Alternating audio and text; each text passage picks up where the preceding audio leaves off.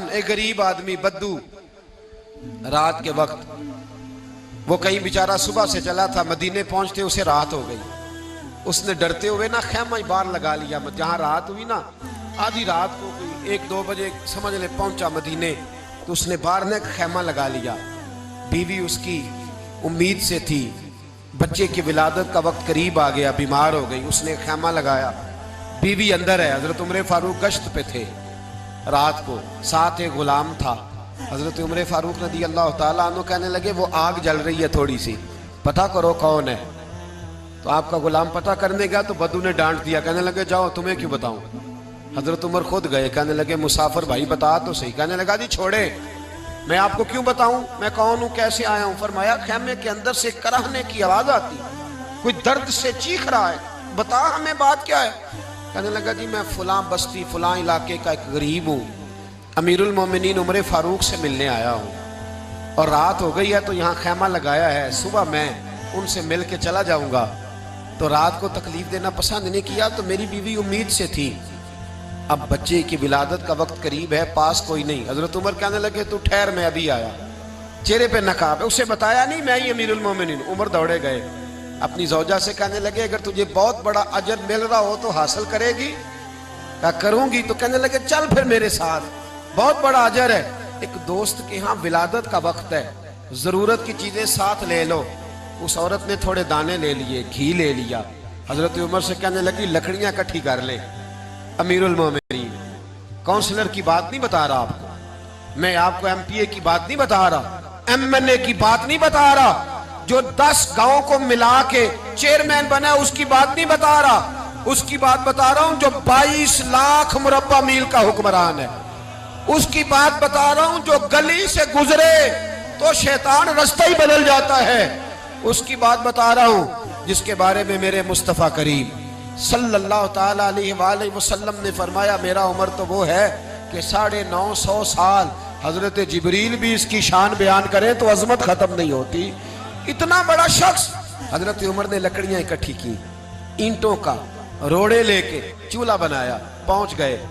आपकी जौजा कहने लगी ये थोड़े दाने डालने, घी डालने और एक लकड़ी लेके इसको हिलाएं, तैयार करें। खुद जौजा अंदर चली गई, हजरत उमर बाहर पकाने लगे। वो बद्दू कहते हैं मैं इस तरह का उनके साथ बिहेव करने लगा जैसे वो किसी चौकीदार के साथ नहीं करता। मैंने समझा जी उमर ने चौकीदार रखे आने जाने वाले मेहमानों का। मैं कभी पानी का प्याला मांगता, कभी कोई बात, उमर दौड़े जाते, कभी पानी लाते। ओ मुसलमानों, ओ मेरे रसूल के गुलाम अजीजो, हजरत उमर फारूक। वो गुलाम कहता है मैं उमर से कहता, मैं कहता गुलाम पानी ला, तो उमर दौड़ के पानी लाते।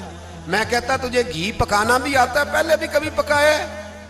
तो उमर फरमाते कोशिश तो कर रहा हूं। मैं कहता पहले भी कभी तेरी बीवी ने ये काम किया है? तो हजरत उमर कहने लगे मुझे याद नहीं, पूछ के बताऊंगा। कहते हैं क्या रंग था, क्या अंदाज था, क्या मुस्तफा की तरबियत थी, क्या अंदाज हुजूर ने सिखाए गुलामों को। ये किस तरह का अमीर है कि ये हंडिया पका रहा है, फूंके मार रहा है एक गरीब के लिए, देहाती के लिए जिसे जानते भी नहीं। अंदर उस शख्स की बीवी के यहाँ बेटा पैदा हुआ तो हजरत उमर की बीवी अंदर से बोल के कहने लगी अमीरुल मोमिनीन मुबारक हो, आपके दोस्त के यहाँ बेटा पैदा हुआ है। जब कहा ना अमीरुल मोमिनीन मुबारक हो, तो वो शख्स कहता है मेरे हाथ कांपने लगे और मैं इस तरह दौड़ा कि मेरी पगड़ी गिर गई। मैं दौड़ा तो उमर ने बुलाया, कहा किधर जाते हो? कहने लगा आप अमीरुल मोमिनीन हैं, आप अमीरुल मोमिनीन, आप उमर हैं। कैसर और किसरा जिसके नाम से कांपे आप वो हैं, जिसे मुस्तफा ने दुआ मांग के अल्लाह से मांगा वो वाले उमर है आप, जिसके लिए अलीउल मुर्तजा फरमाते मैं रोज दुआ करता हूं वो वाले उमर है, जिसके बारे में अबू बकर सिद्दीक ने फरमाया था कि मैं अल्लाह से कहूंगा मौला जो तेरे महबूब की उम्मत के हक में सबसे बेहतर था मैं उसे खलीफा बना के, वो वाले उमर है। उमर अमीरुल मोमिनीन की बीवी वो तो खातून अव्वल होती है, वो तो मलका होती है, और तेरी बीवी दाई बनकर एक गरीब के बच्चे के पास बैठी रही विलादत के वक्त। उमर अमीरुल मोमिनीन होके तेरी दाढ़ी सारी धुएं से भर गई, तो ड्यूटी करता रहा। तो सैयदना उमर रो पड़े और उस बद्दू को सीने से लगा के कहने लगे तुझे पता नहीं तू कहाँ आया है, इस शहर का पता है? उसने कहा हुजूर कहाँ है? फरमाया ये मेरे नबी का मदीना है, ये मुस्तफ़ा का मदीना है। यहाँ अमीरों का इस्तकबाल नहीं होता, यहाँ गरीबों के इस्तकबाल होते। यहाँ हुजूर ने इस स्टेट पे मेरे रसूल पाक ने वो वाला रंग दिया है कि अब गरीब सर उठा के जीने लगे हैं, अब मजदूरों को इज्जतें मिलने लगी हैं, अब यतीमों ने सर उठा लिया है कि हमारे